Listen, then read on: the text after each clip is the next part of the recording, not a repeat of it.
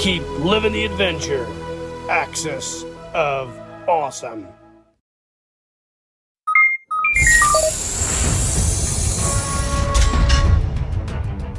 Incoming transmission.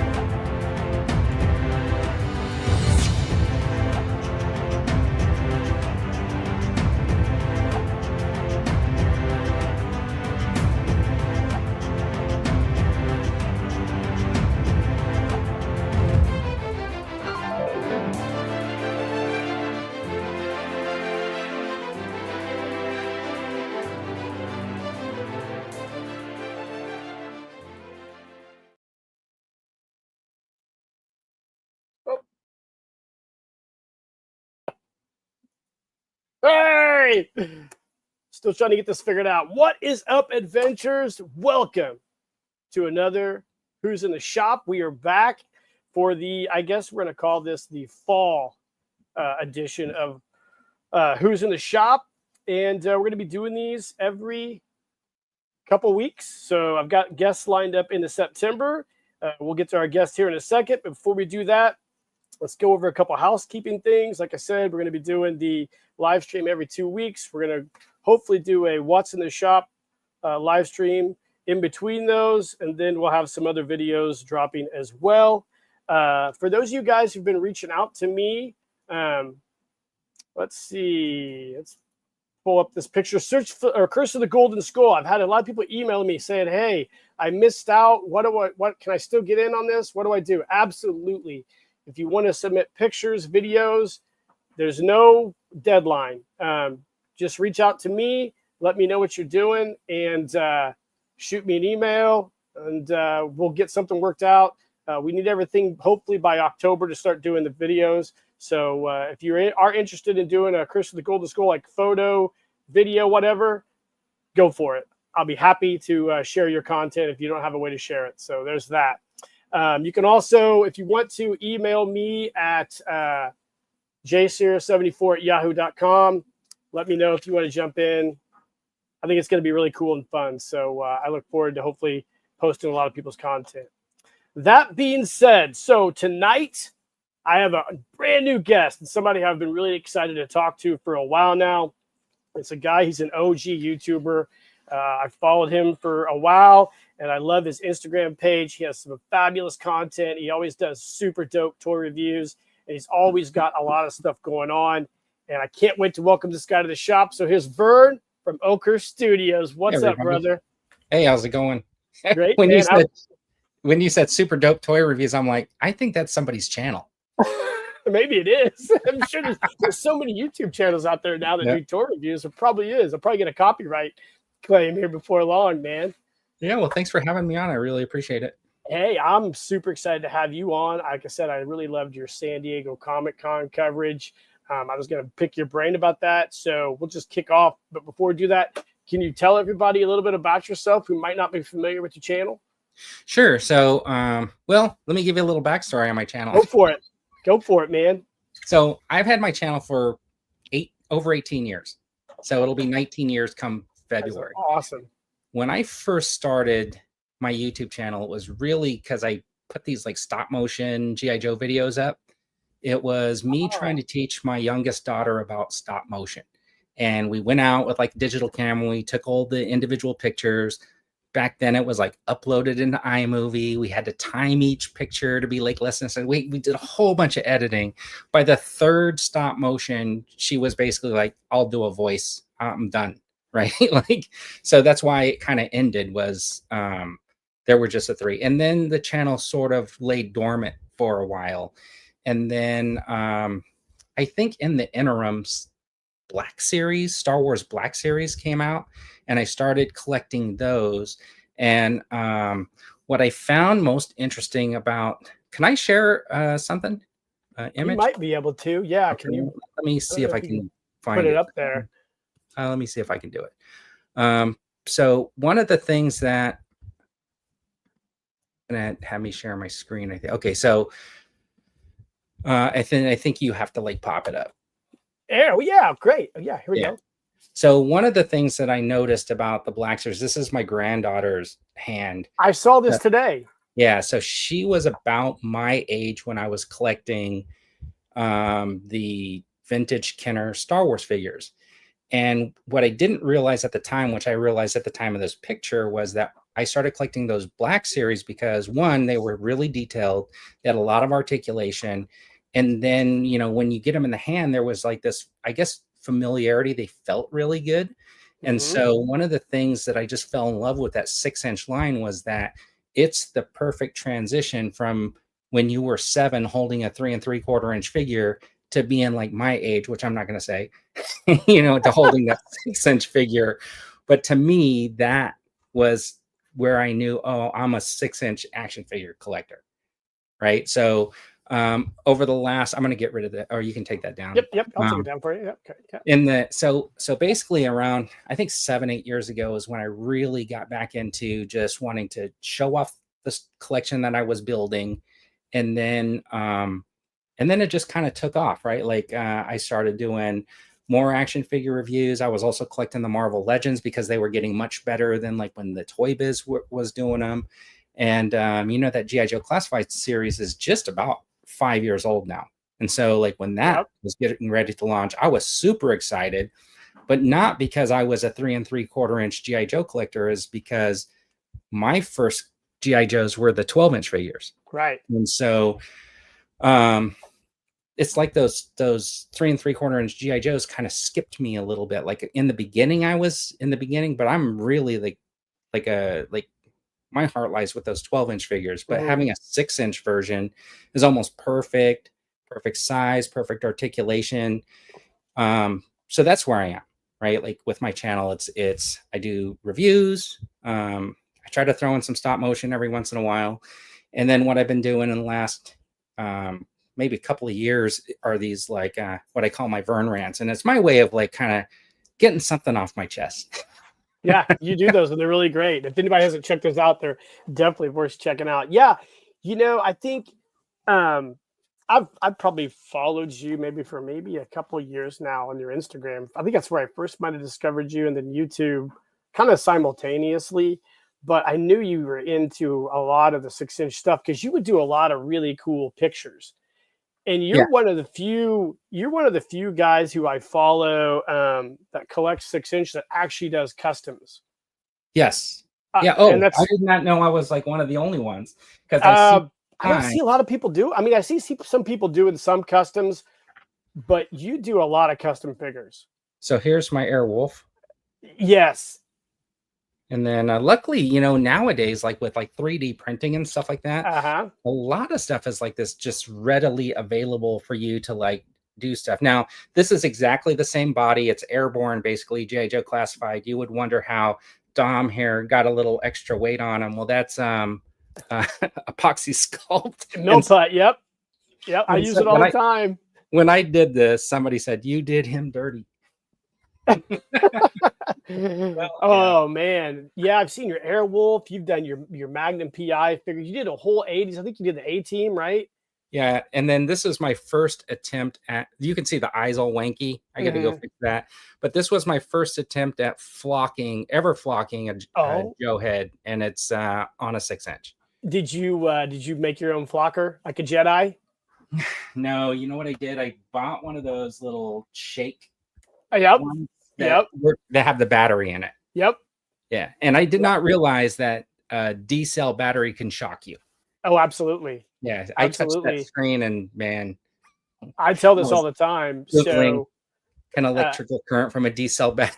absolutely, it'll shock the hell out of you. I always tell this story, and I apologize to anybody who if they already heard this before. But when I decided to build my first flocking box several years ago, um, I didn't know how to build one, so I got online and looked around. And I am very like I have a brother who's an electrical engineer, and I'm not. I'm a civil engineer, and I can wire stuff, but I'm not great at wiring stuff. There's two things I can't really do. I can't wire and I can't spell.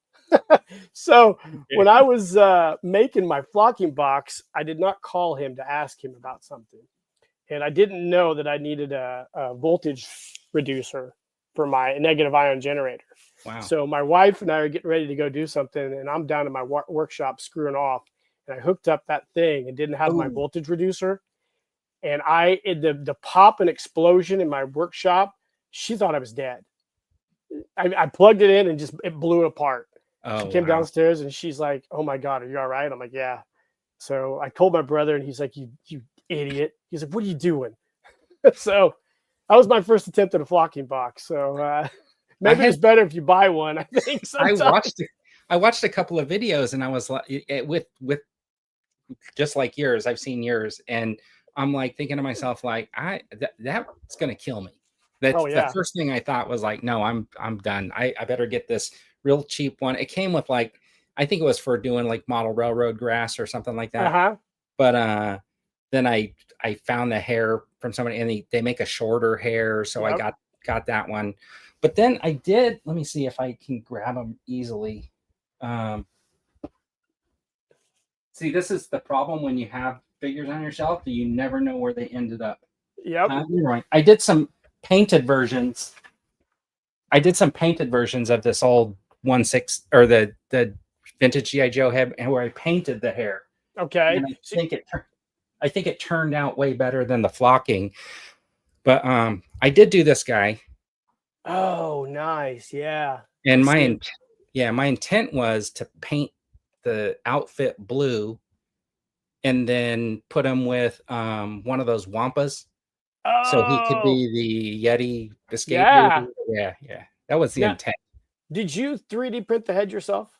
I did not. I actually got him from a guy on Etsy. And the cool thing is, what he does is like the head is a certain width, and then he gives you this like little O-ring piece that you just put on, and it helps like set the head perfectly, so you don't have to like glue it or hot glue it or anything in place. Yeah. And it gives you a lot of like articulation and stuff like that. So I think that guy, I think we're hoping we're talking about the same guy, but I think he sells a lot of different heads, doesn't he? Does he do like a $6 million man head?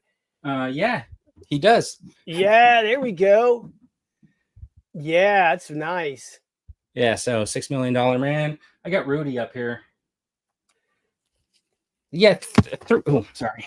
3D printing has just made things like way easier, right? Like my paint work's not that great, but this was one of my earlier ones that is not done with anything 3D printed. I saw it, Real American Hero. Yep. Yeah. That was that was somebody's called. Was that the name? Yeah, of it? yeah. Yep. Great American Hero. So American Hero. There you go. Yeah, this is actually a farm boy Luke Skywalker.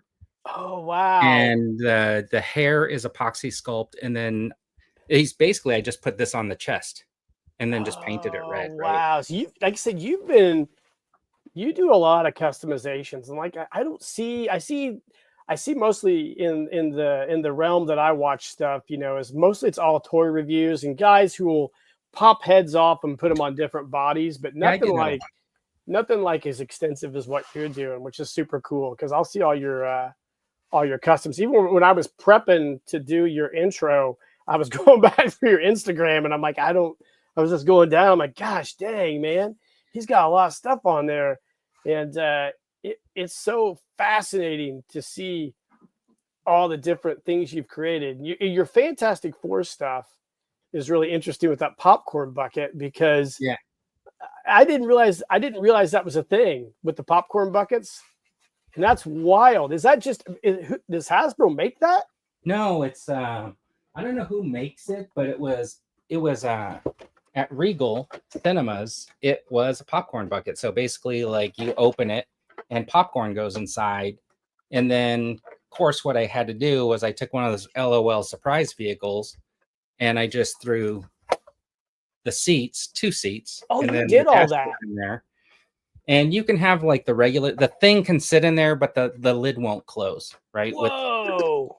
But it's a popcorn bucket, and it just happens to scale nearly perfectly with a 6-inch figure. Wow. which I think is actually kind of cool.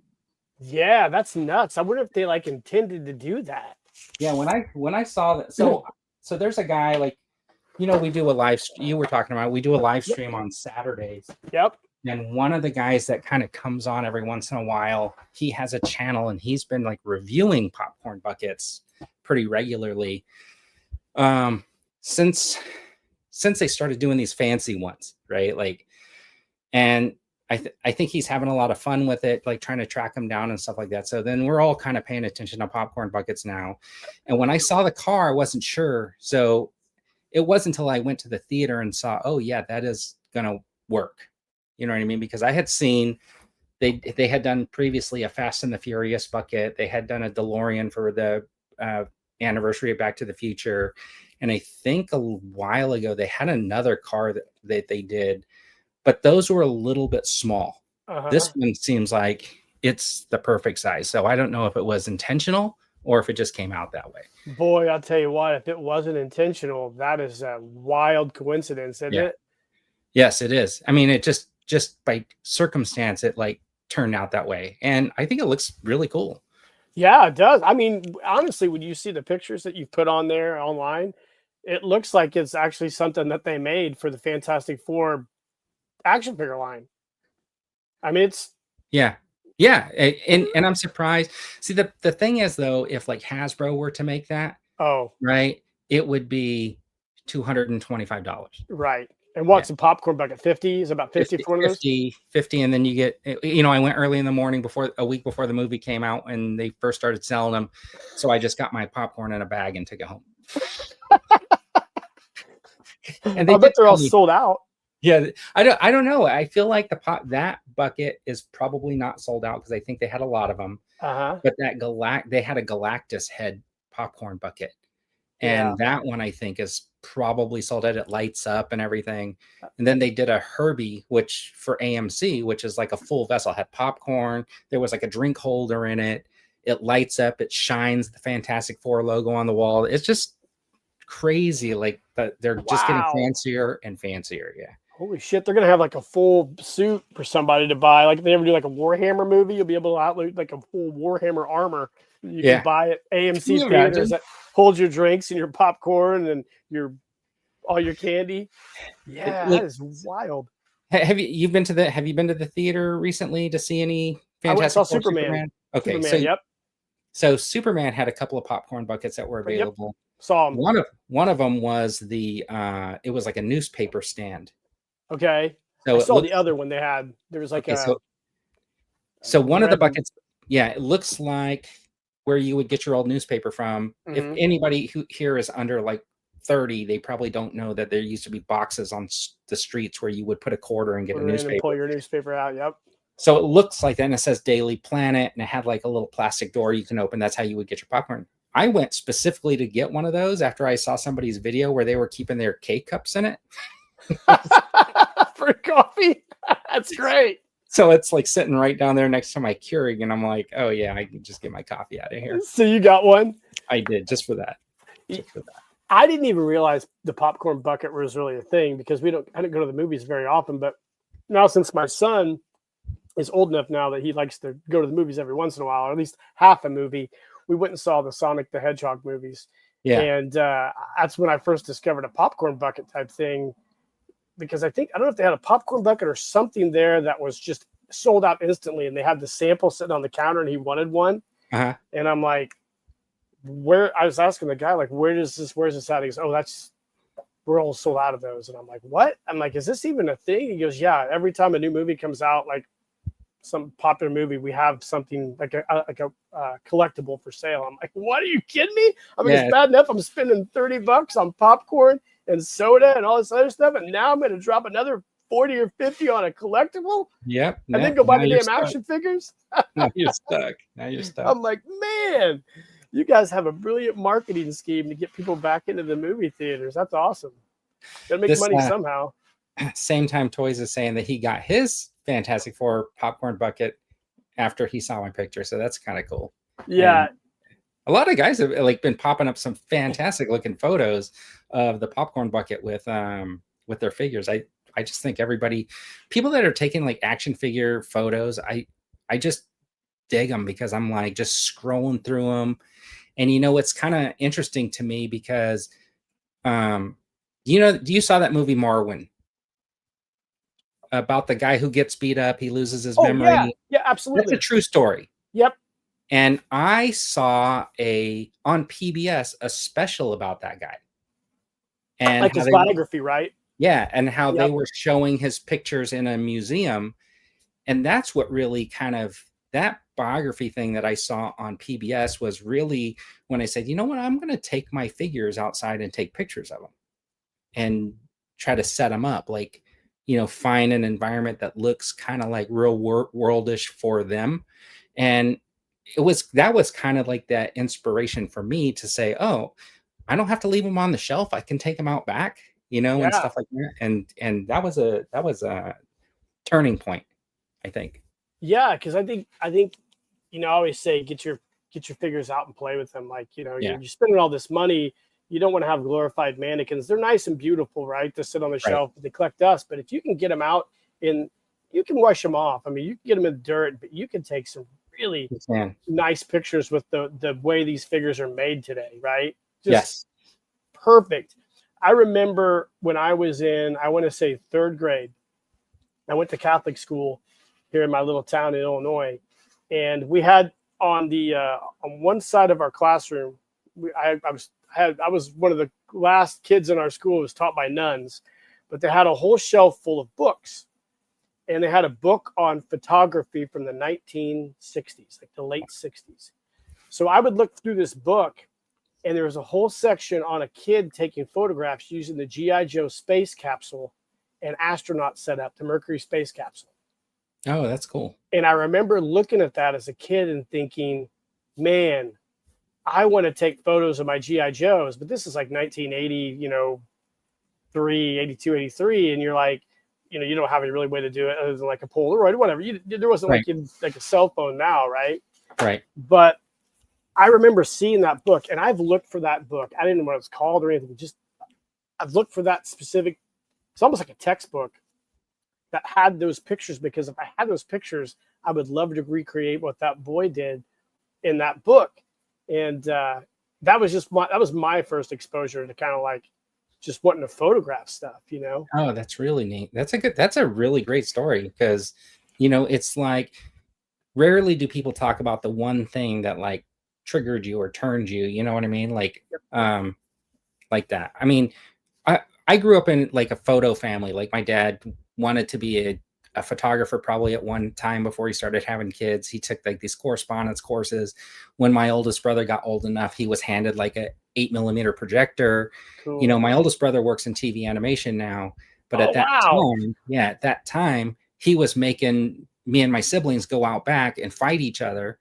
And he would like film us, and we would be like, having these like, we would be like superheroes or whatever fighting. And then like through the years, I learned, stop motion on the 8mm from him. And it wasn't until like 20 years ago, 18, 19 years ago, when I started thinking this digital camera would make doing stop motion super easy with a computer. Yeah. That's where the transition comes, right? So so when you started doing your stop motion, did they even have an app at the time? Because you've been doing this for a while. No, those first GI Joe ones that I did, if you go way back on my channel, I think I even put them up as shorts recently to kind of try to drive new life into them. When I first put them up, I used a regular digital camera. It was like some Sony that took pictures, and we took one picture at a time. That's why like there's some like lighting issues with the pictures. We inputted them into iMovie, right? Okay, and then to make like the shooting effects, I opened them up in Paint. Okay. Yes, and just put the paint on each of the slides, right? On the frames, yeah. Right. To make the gunfire stuff or whatever. The craziest thing that I did was if you watched like third one, I think or the second one, it's the helicopter, when the helicopter's flying, and then it's the secret agent GI Joe, but the backpack helicopter, I call it. When he's flying, what I did was I took a picture of the background, and then I would set the timer for like 10 seconds. And I would go stand in a spot in my yard holding it like this. And then I would remember my spot, and then I go do the timer again. And I run back, and I would like move like, half a foot or whatever to have the helicopter like flying through the air. And then on the computer, I would put the picture of the backyard over the picture of me holding the dude. And then I would change the opacity, and I would erase just the background that was covering the dude. So you wouldn't see me, and it would be covered up. And that's how I did. I mean, because that was my green screen, right? Like the rudimentary green screen. That's Nowadays, awesome. you would just put on a green suit and you would just do green screen and take yourself out. Yeah. Yeah. Man, how long ago was that when you were doing that? Like 19 years ago. Man alive. Yeah. Golly, dude. Like probably a Pentium 233 or something like that, or whatever it was. It was an HP Pavilion, I remember. And it was like, I didn't have any special software. It was basically Microsoft Paint, like Microsoft iMovie. Baller on a budget. Yeah, all on a budget. That's what I do. All my photo stories. I was laughing because I do my photo stories on the absolute cheap. They get a little bit better every one I do, but they're all done on iMovie, and I add certain special effects. But I sit and laugh at myself because, the majority of my time when I'm making these photo stories, I'm down in my basement. It's like on a weekend, it's like midnight, everybody's asleep, and I'm down here with headphones on, listening to music, making a stupid photo story on iMovie, laughing at myself like this is so cheesy. But it's so fun, though. It's so fun to make. And you know what? They're not cheesy. I mean, like, if you watch those back, I did all the voices except for great. Except for the president's daughter or whatever was my daughter's voice, right? And I'm trying to give myself an accent, or I'm trying to make my voice sound deeper. There's even one scene where like I scream because the little Yeti attacks or whatever. And you can totally tell it's all me. And that's so great because, that's a time capsule now for like, your kids and your grandkids will go back, at some point and be like, oh my God, that's my grandpa. That's just so cool that he's doing this, and that's fun. It's fun to see people do that with their hobby, like with your figures and your pictures that you take and sharing your hobby with, your family and stuff. It's always fun. I love it when people do stuff like that because it's like there's a weird thing in the toy world where if you share a love for toys and you share it with your loved ones and they love it too, it makes it that much more fun, right? And there's just like I'll be out in my backyard with my son and I'll be doing something and he'll be like, Dad, do you want to play G.I. Joe with me? I'm like, absolutely. And I'll drop whatever I'm doing and we'll be crawling into the yard doing stuff. I'll be getting bit up by mosquitoes, and then we'll do that until he gets bored with it. But yeah, and that's the best part about you taking your figures and just still enjoying them, and as an adult, still enjoying doing stuff like that. It's fun. Like honestly, I am deep in this classified G.I. Joe classified series, mostly because my intent was to segue those stop motion movies I did, make a more realistic version of a stop motion movie with the 6-inch figures. And I have this like storyline kind of like fleshed out. Oh, awesome. But it's just a matter of like getting to do it, because what I notice is even with the advent of the phone and this like stop motion app, I am so lazy to take the appropriate amount of like frames, to make it look fluid. And I just trying to convince myself, don't shortcut. Yeah, I get it, man. So is classified is that your favorite line right now, you think? Yeah. Well, it's kind of like a real interesting kind of situation, right? Because I'm a big comic book reader. And so Marvel, you can see, is basically this whole section.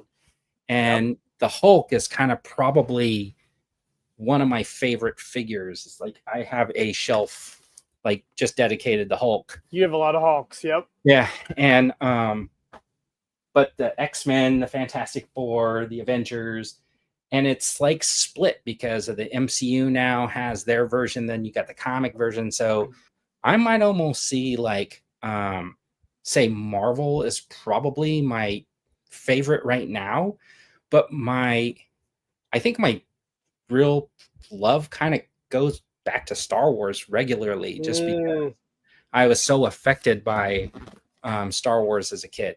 You know, Yeah, you're in that sweet spot. yeah, I saw the first one in the theater, right, Yeah. when we came back to the States or whatever, and so it was all that stuff in the late 70s, early 80s that kind of like hit me, and then like my vintage Kenners are basically in these baseball bat cases up here. Oh, those are yours from when you were a kid then? Yeah, so those are my That's cool. vintage Yeah. Kenner figures. So it's kind of like, they have their own dedicated corner type thing. And then my classifieds are here. And the reason why I really do like the G.I. Joe, though, is because for the most part, this is where you're going to get your people, your people that you can relate to yourself. Right. Like, does that make sense? I don't know. It does. Yeah, they're going to be like they're almost like real. They almost feel like real world people. Right? Yeah. The GI Joes do. That's kind of how GI Joes always felt like to me too. I mean, I've always been, Star Wars. I love Star Wars personally. I'm a huge Star Wars fan. I don't collect a lot of the Black Series. I was one of the guys who collected all the sideshow stuff. Okay. The 1/6 scale stuff. Love Clone Troopers, but man, I'll tell you, it's the evolution of that Black Series of Star Wars figures is freaking nuts to watch, right? Right. You can see some absolutely crazy design improvements that have happened since, what that Luke Skywalker you had, the Bespin Luke you showed with your little, that figure, like what year is that one from? That was probably early on, because that looks horrible. Can I answer one of these questions? Oh, because, sure. Yeah, we're going to get to the chat here in a second. Sure, go ahead. Which one? I just saw it. It's like Murray's asking me, what is the ideal frames to shoot for fluid motion? And my smart aleck answer is you would have to talk to somebody who actually shoots fluid motion stop motion, because I'm not that person. Well, no, but I think, but honestly, I think you can get away with like 15 to 20, right? Like that's a real low frame rate. But I would shoot for like at least 20 to 25 if you want it to look really good, because then you can actually speed up the video and it will look a lot better. I think when I do my really cheesy stop motion, I usually end up with about 35 frames probably. Yeah. And that's not a very long scene either. That's like a really, really short scene. I've had some that were 70. And 70 frames. Yeah. And that's just almost too many for me, because it kind of felt clunky midway through it. Does it make it seem like it's in slow motion when you do that movie? Yeah, speed it up on iMovie a little bit. Okay. So with about 20, you don't really have to do anything. You go above that, you may have to tweak the speed a little bit to make it look like normal, right? Yeah. I'm sorry. I just saw that and I was like, I didn't want to get buried. We'll get to the chat here real quick. We'll break and take the chat and see who all joined us tonight. So we've got Same Time Toys. Always enjoy the Smoking Joe's live stream. Those guys are some wild boys. Stacy Armstrong, a great dude. Lone Wolf's here tonight. The Skull Reviews. Peter just dropped a really cool review of the Conan the Barbarian Frazetta Girls figure, which I like those. I don't have one, but I'd like to have one. Dan DiBiase's here. Dan's a 1/6 scale guy, does a lot of photography, so he's a really good source for photography stuff. Tim R is here tonight. We've got Moon Doggy, who's another one of the photography guys. Obviously, Murray Corrigan's coming from Canada. He's always a great guest. And we got Action Figs here tonight. Let's see. We got I think that kind of wraps us up, man. Yeah. Oh, James Pebrelli showed up a little late. I like that. And we got a lot of guys in the chat, which is super exciting. I'm always happy when people jump on here. I do read everybody's comments. I don't always post them on the screen, because I'm one of those guys that I like talking to the guests, and I pay attention to some of the comments, but I always feel like if I'm looking at the comments, I'm not listening to you. So you're my guest, so I'm going to listen to you. But if you see a comment, for sure, let me know. We'll pop it up. Social media is like a really interesting thing too, because sometimes I'll people use hashtags a lot. Yeah. And then sometimes I don't know, like, so I'm on pretty much Twitter. I'll call it Twitter, and then Instagram. Uh-huh. Then of course the side ones, they got built up afterwards or whatever. And sometimes on Twitter, like I'll post some. If there's like a link to a video, like almost nobody sees it. Oh, really? And then if I put too many hashtags, almost nobody sees it. But if I just write something and then post a picture or something, it's like 1,000 people will see it. Weird. It's the strangest thing. And almost on Instagram, it's the same for me. I don't know if anybody else experiences this, but like I think I had my best like Instagram week during Comic-Con. Uh-huh. And I got like 5 followers from everything I posted. You posted a lot of cool stuff too. But it's interesting how everything is like different, because like Instagram, it's like the growth is really slow. Twitter is like, yeah, maybe 1 or 2 like a week.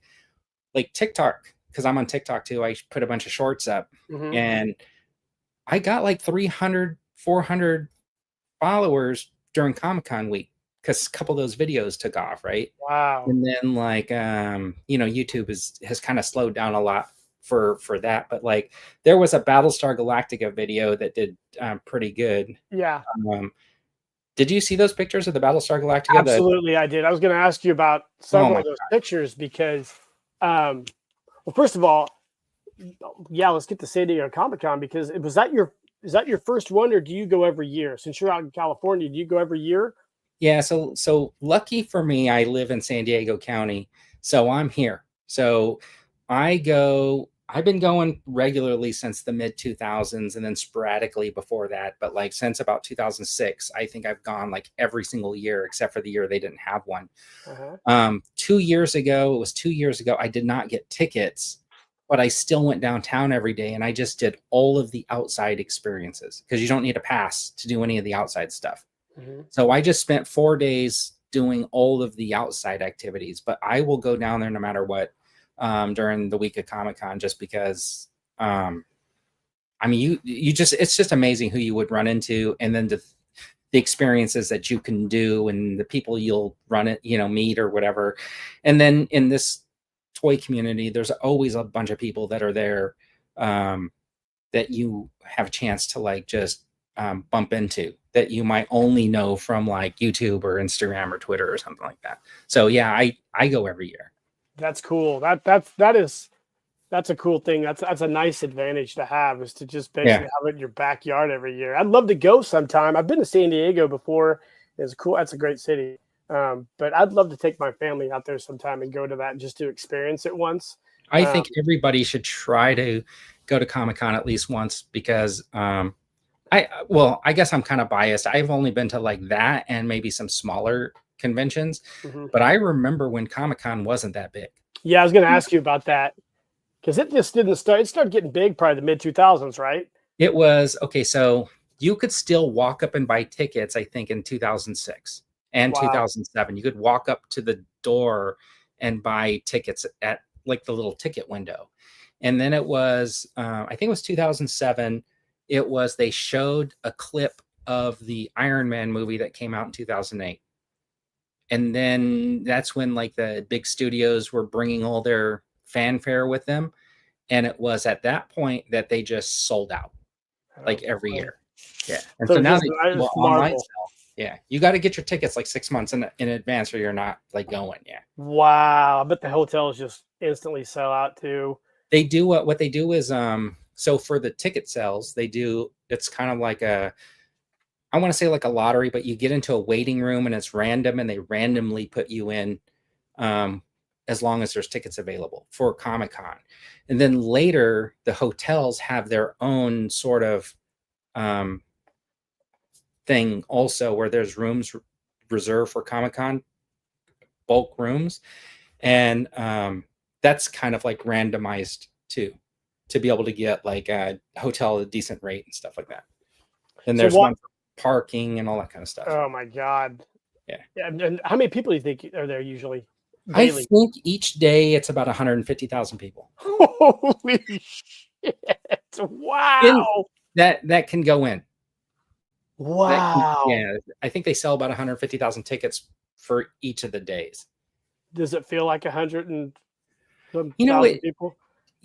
it depends on the day, honestly, Oh my right? Like, gosh. so the big Hall H where they do all the big panels holds around, I think, like 12 to 13,000 people. So, there are Wow. dedicated people that want to be in that room because they want to see the celebrities and hear the newest news. There are a bunch of panel rooms upstairs on the second level that are constantly having like panels, um, from, the small toy maker or comic book writer to the big TV studios and stuff like that. And then you got people, and then so that'll be a good portion of people. And then you might have like maybe 90,000 people walking around on the convention floor, but it's literally like maybe like 3 football fields, I would. Yeah. Whoa. That Like is wild. maybe two and a half football fields, right? Like it's a big room. And God then, dang. yeah, and then there's so much to do because it's in downtown San Diego, and they have all these like pop-up events outside that a lot of people are going to partake in those also. So no, like, it just depends, like if something's happening. So what was the big draw this year? The thing is like, well, George Lucas was supposedly there on Sunday, but Okay. that was Hall H.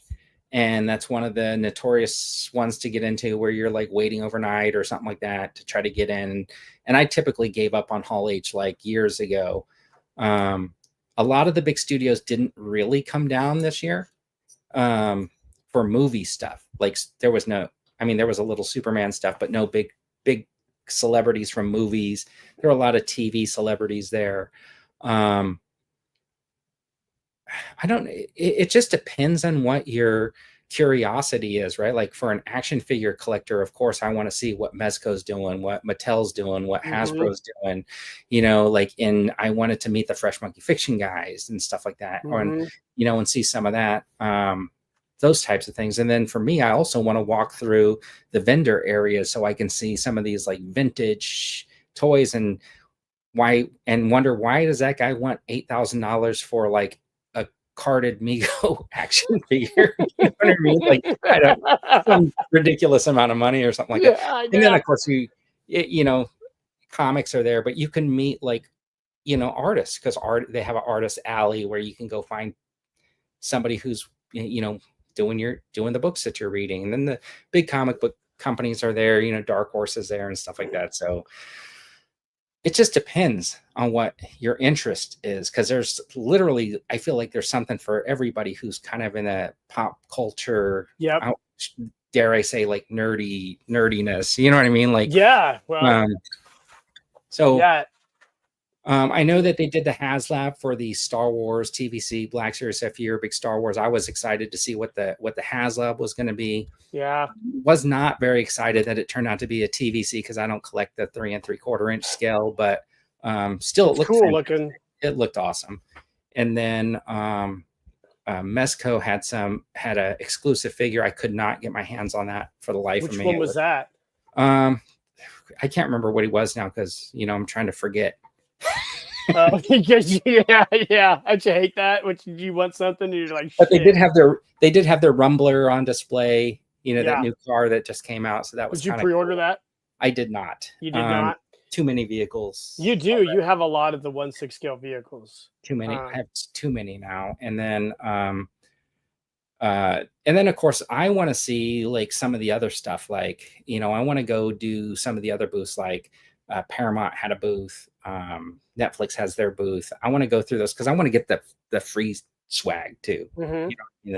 I mean, to me, that's half the fun. Is like, what souvenir am I going home with today? What bags you can fill up with stuff that you've got. I've still got the only cons I went to the International G.I. Joe Convention. I've been to 3 of those, and I used to go to Wizard World Chicago. Okay. I've been there probably 5 times.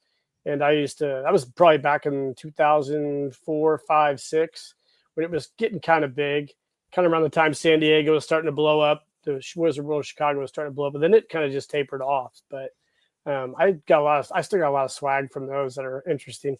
I'm like you. I would always be interested in meeting the artists of the comic books I was reading. Yeah. So, and I would take, my comics and get them signed. I'm gonna see if I have this comic here, and I'll tell you like I started. But go ahead. I think is it Michael Finch that he drew Avengers. I drew a couple other ones. I used to take my books and get him to sign it. But my favorite thing to do, Vern, was to go to the starving artist tables with the guys who were just trying to start out. Yes. And I would take Adventure Team artwork from the 70s and leave it with them and say, here's $10.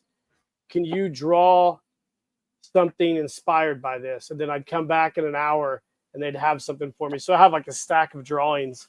That is awesome. That's a good idea. Yeah. That's one of the logos for my channel was one of those pictures. I love them. What I was going to show you, and I don't have it, is like because I was telling you off camera, like I'm Korean on my mom's side. So at one point Jim Lee took over the X-Men back in the 80s. And yes, late 80s. Yeah, I have the first issue that he did, and my brother got a signing a couple of years ago with Jim Lee because it was one of those, he won a lottery. And my brother went and bought some brand new comics so they'd be in perfect condition, but he was allowed to get like 5 things signed. So he asked me, do you want anything signed? And I gave him my comic. I was like, yeah, I want this one signed. I dug it out of my box. And when Jim Lee gets it, man, he's like, he's about to, and he's like holding it up and he's asking my brother, you want this signed? Because it's like kind of ratted, like very well worn and red. And then he goes, I don't know, that's my brother. And then he looks over at me and I go, that's the one I bought in the 80s. And he's like, oh, okay. And he signed it. So I was looking for that one, but that's kind of like the funny story about like me getting a signature. I would just find like the oldest thing that I could find and get him to sign it for me. Do you still read comics now? Yeah, but I do it digitally now. I do that Marvel Unlimited app. So Are you a Marvel guy? Yeah. Yeah, I'm a Marvel guy too. I quit. I read comics religiously from 82 up till 3 years ago. My comic book store closed.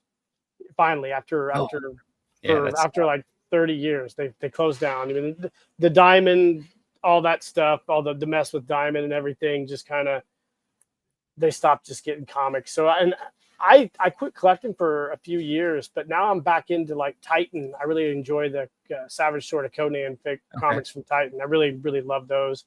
I'm not reading anything else. I occasionally will buy some Dark Horse. I really enjoy Dark Horse comics horror collection. I love Hellboy. But, man, growing up, X-Men was my jam. I just loved X-Men. God dang, man. I started reading X-Men. My first comic was X-Men number 168. My sister worked at a grocery store and brought it. Yeah. Sorry. I still have all my X-Men comics from the early 80s. The one where Nimrod fought Wolverine and Colossus. And just, man, I would ride my bike every day to a bookstore after school. And my mom would give me some cash and I'd go buy the comics, the new ones that were in, and I'd bring them home. And that's what I did. I went up to my room and read comics. That's cool. Bagged them, boarded them, everything. Talking about Conan and Marvel, do you watch the Doctor Strange, the Multiverse of Madness? I have not watched that all the way through. We started to, but never finished it. At the beginning, the giant creature comes through the portal. He's got the one eye, all the tentacles, and they call him Gargantos. But in the video game, he would be called Shumagorath.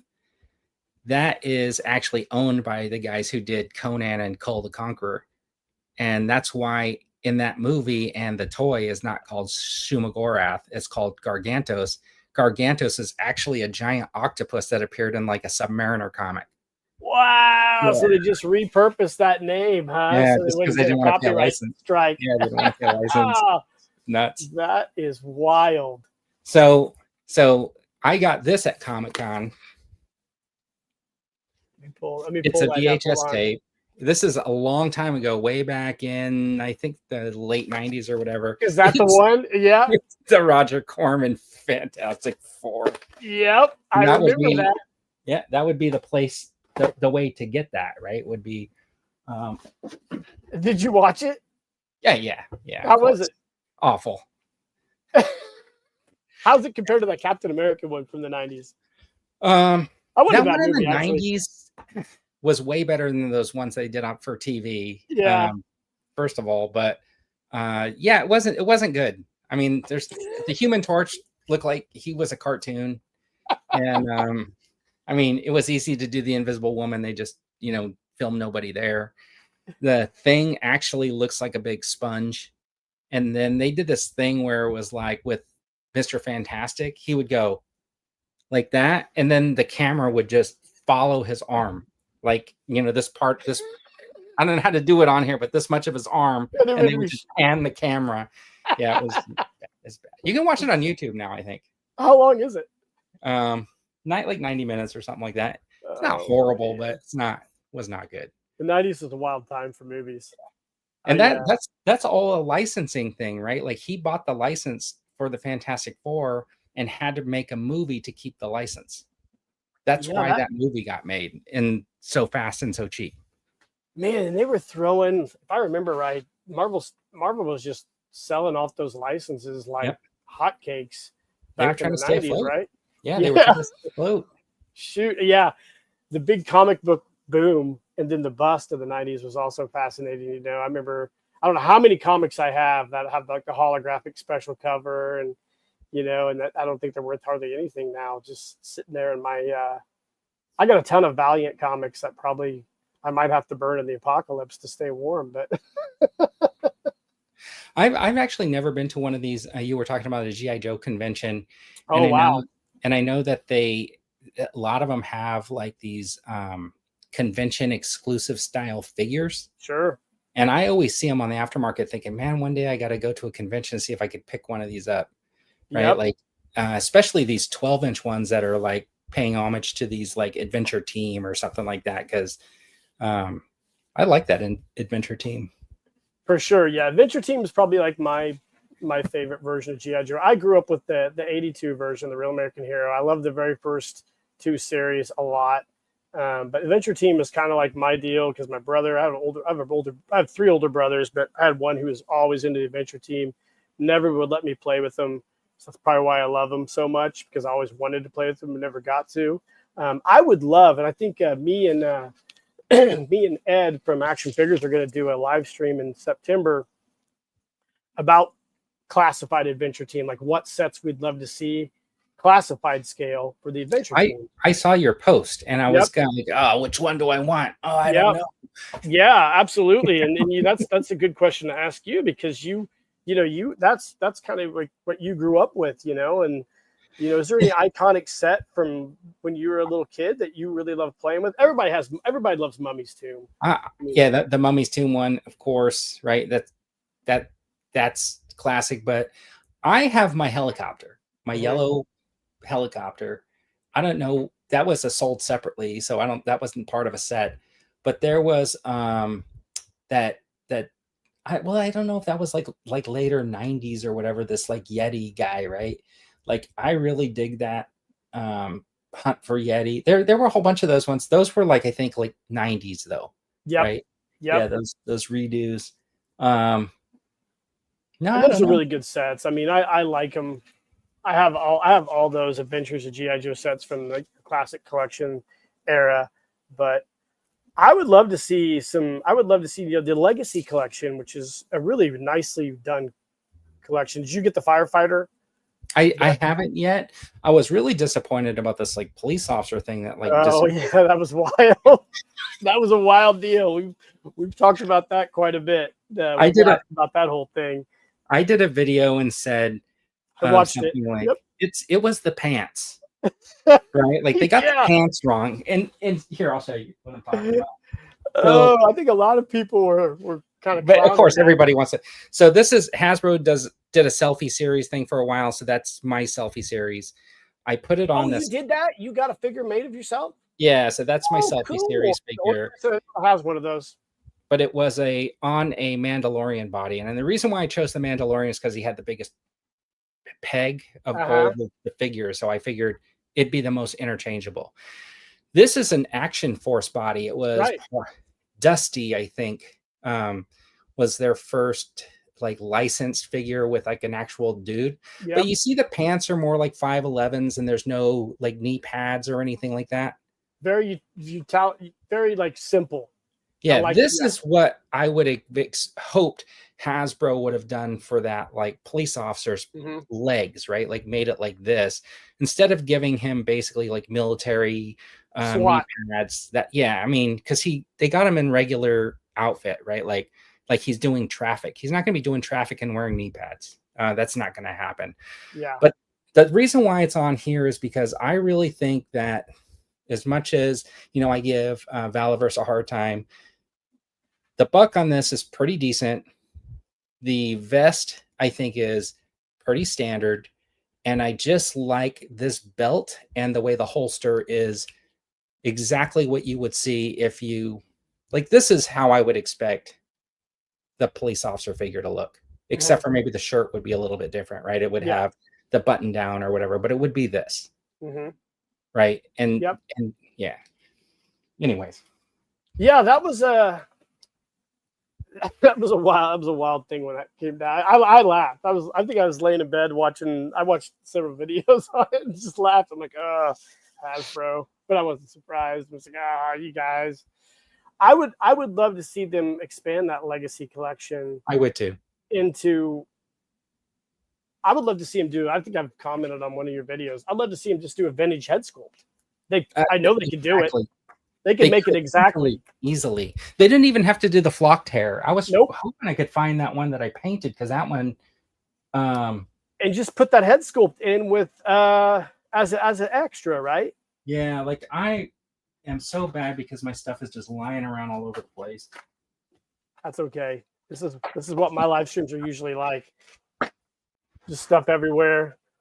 Yeah, I'm trying to do these right now. This is not the body that this will go on, but I got to paint these up. These are supposed to be from The Last Dragon.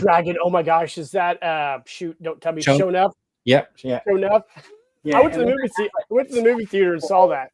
Yeah, I have a head sculpt for Leroy, but Bruce Leroy. Holy shoot! Somewhere over there. Yeah, eventually I'm going to get those painted and get them on good bodies or whatever. But you're doing a Shown Up. Are you going to do a picture with him doing the? Yeah, well, that's the intent, right? Like if you do the figures, you might as well. I mean, I bought these like GI Joe. I mean, these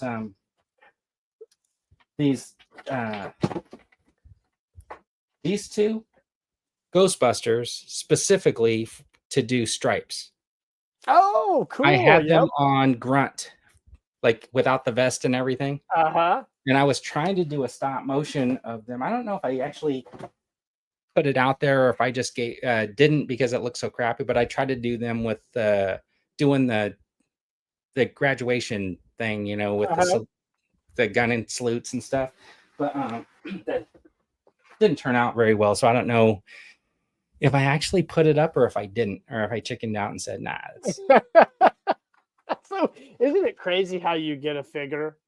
And I do this all the time. And you're holding it and you're like, you think of an instant custom you want to do. Yeah. You're like, shit, I'm going to have to be on eBay now looking for a bunch of other stuff now to make a figure.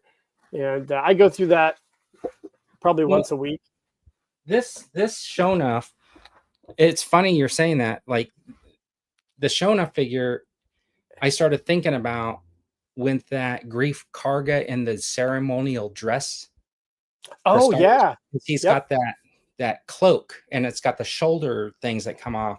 And I thought I could just take like a razor knife and trim that down, and it can be like Shown Up's deal with a little bit of nice paint. He's got shoulder pads.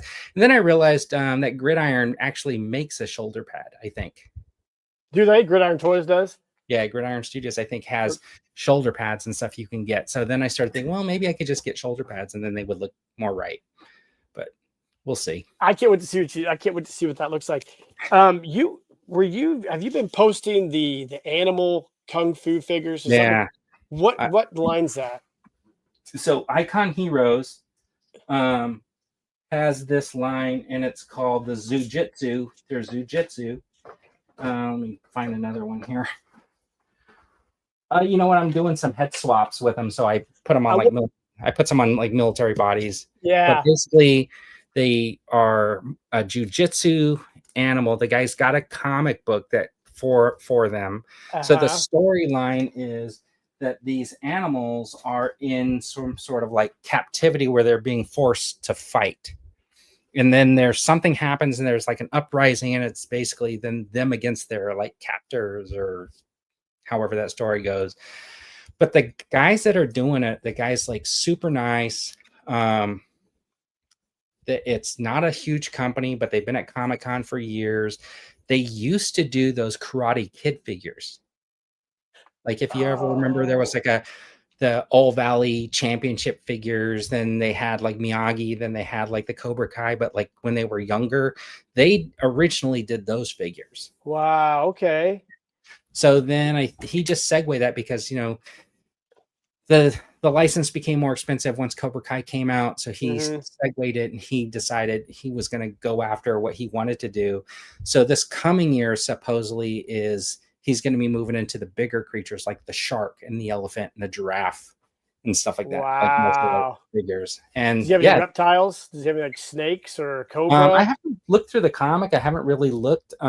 There was like a poster I remember, but the first wave were all cats, different Cool. kinds of cats. That's a really unique line. I looked at all those ones you posted. I'm like, oh, that's super cool. Like the bodies, you could do tons of swaps for those bodies. You Yes. could do like a Yeah. classified kung fu tournament almost, and Yeah. Yeah. Easily. stop motion classified kung fu tournament, have Snake Eyes whip everybody's ass. Yeah, they're really nice. The guys were really cool. They did a 3-part comic, then they compiled it into a book, and they had that available at Comic-Con. But they still have the comic. They kickstarted the comic, and then they did pins and stuff like that. And they're just doing other stuff with their series, but that's like their creation. And I was trying to convince them like to try to like pursue like an animated special or something, or try to sell it as like a cartoon.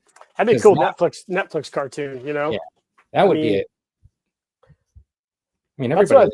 what Well, go that's ahead. what that's what I thought was fascinating about Valaverse when they announced that they had the Splinter Cell Yeah. license. And I was like, huh, interesting. And I was watching, I think, a Toy Elite live stream, and they were talking about that. And then 2 days later, I think Netflix announced the Splinter Cell TV series. Yeah, So, which gets more interesting because there's another company that just revealed the prototypes for their Splinter Cell action figures. oh, really? I didn't know Yeah, that. yeah. I didn't know that. Who's doing those? Evolution Toys, I think. Do they do any other lines like that I'd Um, probably be familiar with? so I don't know. Like I've got these from Evolution. They're these are the Super Sentai, the Go Yeah, I Rangers. was gonna say Yeah, they look these like were the the Power original Go Rangers, Rangers. kind of. They're not super great. I call them like, even though they cost about the same, discount SH Figure Arts. Mm-hmm. They're Just a a little little less bit, quality. yeah, they just don't feel as good as the figure arts, but I think they look great. So this company, I think, is the one that does it. And they always come with like a boatload of hands, boatload of accessories, that type of stuff. And, you know, so I they, would they want do. somebody to. I'm surprised somebody hasn't chased the James Reese stuff from Amazon. The Jack Carr novels. They have Okay. those Terminal List. Okay. Have Oh, you yeah, watched? yeah, yeah. Yeah, it's Yeah, what that Bobby was good. based that Vanguard on, was from that series. Right. I'm surprised he hasn't worked out something with, or somebody. I mean, Hasbro, I don't think they would do it, but somebody hasn't really worked out to do like James Reese figures, because there's a lot of tactical and military applications you could make figures out of Yeah, that that's real. series.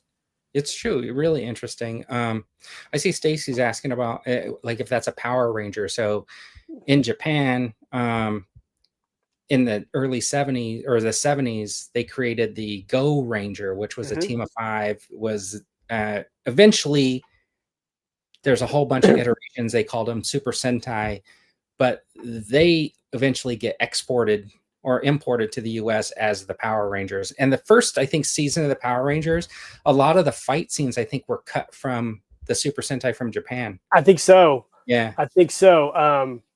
And then I think I'm right, and I think the precursor to those was actually Spider-Man Toei.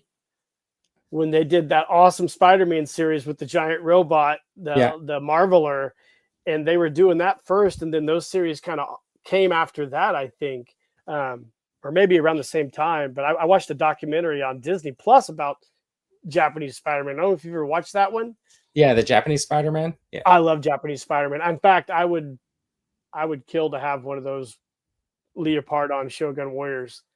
Marvel or Hasbro made a Marvel Legends version of that Japanese Spider-Man. I do. I have it. I have two of Oh, them. I you have have one it? for my Okay. son. Oh yeah, I love it. I love. And I'm still looking at that. waiting for that 77 American version of the Spider-Man. I don't know when that's ever going to ship or if it is. Me too. I look at it every other week. It says August 28th now. I'm like, it's essentially the Japanese Spider-Man body, I think, with just some different head sculpts, right? Yeah, and a piece of string. Hasbro, what do you guys do? Now, did you back the Snowcat? I did not. You did not. Yeah, I watch it. I get on there and watch it every day to see if I'm sure it's going to get backed. But I think it was like less than 100 away before we started. yeah, I think it's definitely going to back. Whether or not it hits the third tier, I'm not 100% sure. I think it'll get some juice and maybe get the bivouac. There's a couple of reasons why I did not back it though. One, that his tank takes up a lot of room. So I can only imagine the Snowcat's going to take up a lot of room. I almost wish that it was the jungle version or whatever, right? Not necessarily the Snowcat, but the same vehicle and like a green or something like that, because that would just fit in better. There's never snow here, so there's no reason. Yeah. You know what I mean? Like I can't take it out when it snows because it'll be never. And then it's easier to create like a jungle scene or something like that for me. Yeah. I guess that's an excuse because I have Tauntauns and stuff like that with my Hoth Star Wars figures, but its size. I mean, like if you look right here in this corner, which is supposed to be my G.I. Joes, this is that Valaverse Vanguard, then that Ramen's A-Team van, the Vamps up here. I got the quads over here, and there's no place for the Striker or my Gridiron version, which is over on that table. Where I do my filming. So, and then the Fantastic Car, I don't know where it's going. And then, and so it's one of those things where like, if, you know, you don't have to do that, but like a Dragonfly and then plus the Rattler, and it's a little too much at this point. Like, yeah, vehicles is a problem, especially when you get in larger scales. And we had a discussion about this a few years ago on a live stream about all my G.I. Joe 6-inch or 12-inch vehicles. Right. And it is a very big problem to where you're going to put them. I mean, and I can't imagine you get a bunch of the 6-inch, you know, those are big vehicles. I mean, I had two 1/6 scale Jeeps that I got rid of them because it was like, well, I'm keeping my helicopter, right? And then I had them like that World War II style motorcycle. So I have that. That was a newer one though. And then I have like a dirt bike, and it's like, okay, I'm going to keep those vehicles. But now these vehicles are kind of taken over. And this one's, the Vamp's not that bad because it's tiny. It doesn't take up the whole shelf. Right. But this one right here takes up a lot of room. That's the Valaverse Vanguard. That's a big vehicle. Yeah. And I tell you what, I've seriously been thinking about doing. I've seriously been thinking about painting this thing yellow and putting Venture Team logo on it. Oh, that would be cool. You know, it'd be cool. Now, yeah, that would be super cool. You'd be the first guy to do it. Who knows? You might start a trend.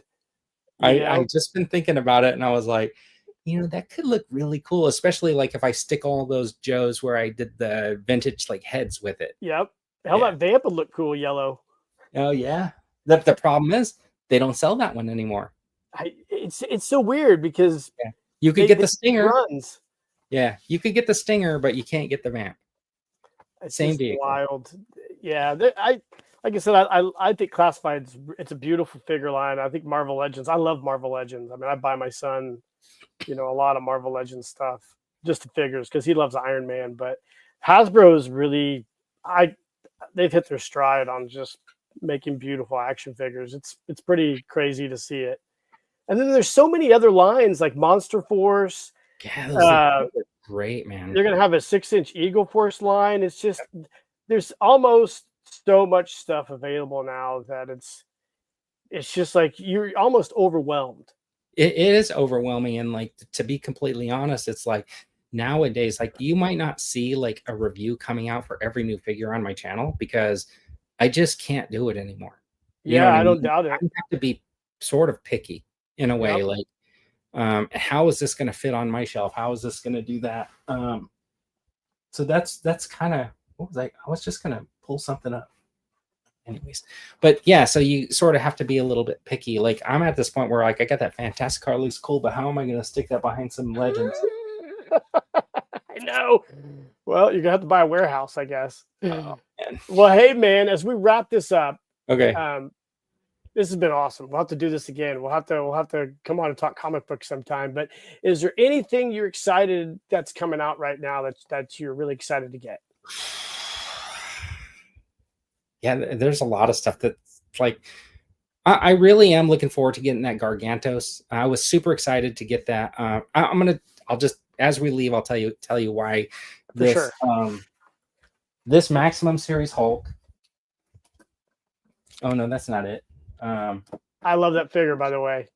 Where is that Maximum? I bought that figure because of your videos. Oh really? Yeah. Oh, okay. So I got it for my grandson who's turned 5 in January, and he sat at the table for like 2.5 hours playing with that thing. Really? Yeah, I was like just so shocked because you know a lot of times his attention span is like kind of shorter. So when he got a hold of that Hulk with like the missile and all that kind of stuff, I was like, and he was just playing with. He had a Spider-Man too, but he was just playing with it for like over 2.5 hours. I just was like, oh, that is a good figure. And then when they announced the Gargantos, he was looking at my phone and he saw the picture of that and he just kind of was like, oh, that's what I want. And so like that got me super excited for that figure. For That's that, cool. yeah. That's a great story. That's a cool figure, actually. And I can see how a 5-year-old would love that figure Yes. because it's such a wildly unique figure. Yeah, It's big, it's bulky, it's got the cool eye features neat on it, you know. So did you pre-order that then? I did. I had to Yeah. pre-order too because I have to have one. That's awesome, man. Vern, this has been super fun. We'll have to do it again. I'm thank you for coming on. Before we go, we're doing a brand new thing tonight. I thought I got to do something on my channel, just moving forward to make it kind of cool. So I do a Chat GPT toy trivia question from the 80s. Great. And that's for the audience, right? That's for all of us. Yeah, we'll all throw it on here and see. So let me add it on here. Okay. All right, there we go. Short-lived TV. Everybody read it and see if you can guess. It's all multiple choice. I have no idea. Anybody out there? Magnetic limbs? See, I wonder if this is actually true though, because no, ChatGPT has been proven to be very inaccurate at times. I've found that. I asked it one time when they were when Fantastic Four was coming out to give me a brief history of Shala Ball, and it spewed out all kinds of stuff, and none of it was true. I know. I've had the same thing happen. And luckily, I read comics, right? So like I kind of knew, like, oh no, this is completely inaccurate, technical powered. I would say they are. The only thing I feel like I remember are Stariors, but that might be wrong. It is the Magnetron Warriors, which I don't remember that line at all. Yeah. The question that I picked before it was going to be too easy because it was Power Lords, and I figured everybody would know about Power Lords. Magnetron Warriors. I'm going to go look those up now. Look that up and fact check me. And if I'm wrong, let me know, and I'll be like, well, we were wrong, or ChatGPT was wrong. But oh man, so I'm going to try to do that every live stream. I'll come up with a obscure toy trivia question. So we'll see. I'm going to go look Magnetron Warriors up too when we're done here. But man, I had a great time tonight. Obviously, you have an awesome channel, and I really appreciate all the cool things you do. I love watching all your reviews and seeing all the really cool new toys you've gotten. You've inspired me to buy some stuff, for my son as well. So can you tell Hasbro that? I'm just Well, kidding.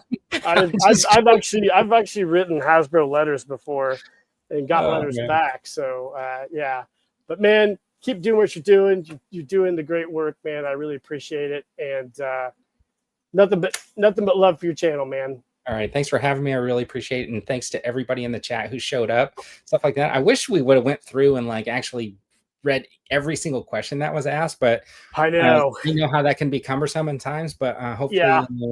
it was enjoyable for everybody, and I hope to see everybody down the road. Yep. Check out, tell everybody where they can find your channel. How to, Well, you can go, it's so youtube.com/@VernRants. That should be easy to remember because that guy, Ernest, used to get his fingers closed on by Vern. yeah, he did. He did. Cool, man. Oakhurst Studios is actually, but it is, the handle is at VernRants. Absolutely. Follow Vern on Instagram. It's a great page to follow. He posts a lot of really cool photographs, and definitely your YouTube channel's super dope. So appreciate it, man. Thank you. Hope everything goes great out there in California. And until we meet again, buddy, keep living the adventure. Okay. Take care, everybody. See ya. Guys, I hope you enjoyed this live stream tonight. It was really, really a lot of fun. And we'll do it again here in a couple weeks. Got a guest coming up you guys are really going to love. And have a great rest of your week. And in the meantime, keep living the adventure, and cheers.